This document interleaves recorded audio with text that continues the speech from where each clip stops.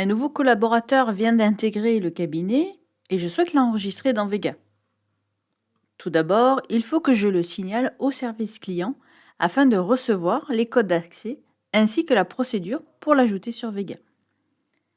Je vais enregistrer ma demande en allant dans le monde accueil, sur l'onglet Contact, puis contacter le service client. Sur ce formulaire, on me demande de sélectionner le titulaire de la licence. Par défaut, c'est bien moi. Si je souhaite faire la demande pour une SCM ou une SCP, je saisis le nom de la structure qui m'a servi à enregistrer mon cabinet chez Vega. Ce n'est pas le cas de mon cabinet.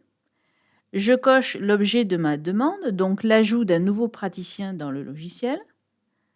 Pour passer à l'étape suivante, je clique sur Suivant. Ici, on m'explique que pour ajouter un professionnel de santé, je peux soit saisir ces informations, soit lire sa carte de professionnel de santé.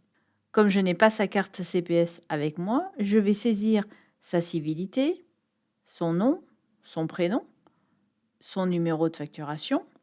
Celui-ci est très important. Il vous a été envoyé par la caisse. Il commence par le numéro de département, suivi du code de votre activité. Attention, ce numéro n'est pas forcément celui écrit sur la CPS. En cas de doute, prendre le numéro inscrit sur le tampon de son activité, son adresse mail et son téléphone. On me propose de saisir un autre collaborateur. Je passe à l'étape suivante. Voici la liste des praticiens enregistrés sur la licence. Si dans la liste vous constatez qu'un ou plusieurs praticiens ne sont plus actifs dans le cabinet depuis plusieurs mois, ils apparaissent cochés et en pas d'activité en rouge. En revanche, s'ils ne sont pas cochés, cela signifie que leur code est actif sur Vega.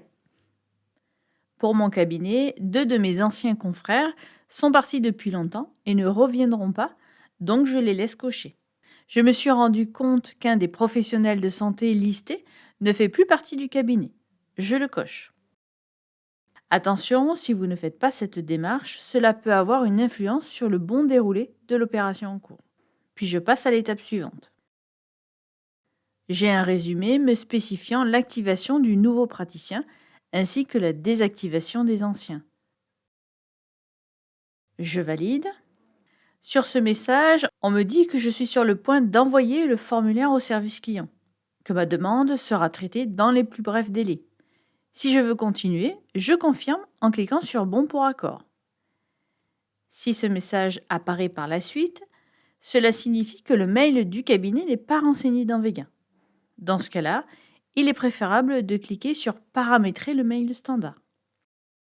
Sur cette fenêtre, je renseigne l'adresse mail du cabinet. Automatiquement, une fenêtre apparaît me demandant de choisir le choix de configuration entre ma box ou mon téléphone.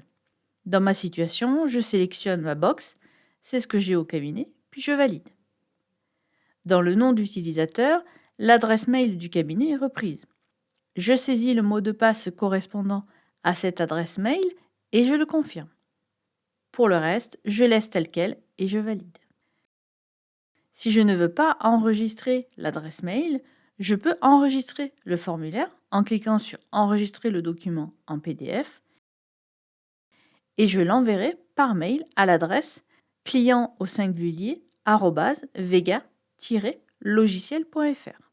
Par la suite, je vais recevoir un mail du service client tel que celui-ci.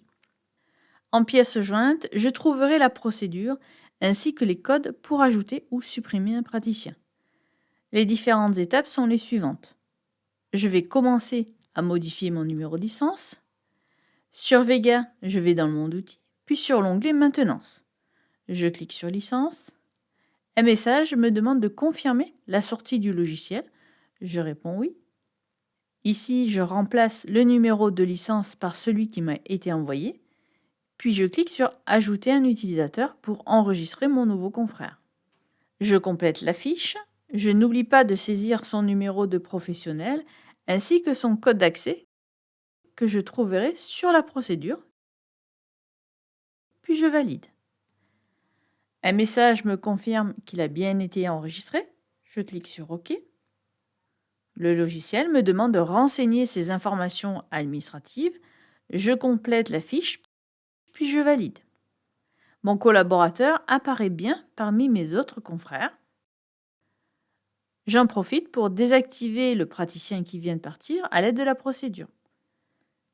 Je double-clique sur son nom et je décoche la case actif. Un message m'informe que j'ai demandé de désactiver cet utilisateur. Vérifiez bien que la licence correspond à la désactivation de ce code. C'est bien le cas, je clique sur OK, puis je valide. Voilà, maintenant la liste des praticiens actifs sur Vega est à jour et mon nouveau collaborateur peut travailler sur Vega. Si vous rencontrez des difficultés pour ajouter ou désactiver un praticien sur Vega, contactez le support technique au 04 67 91 25 20.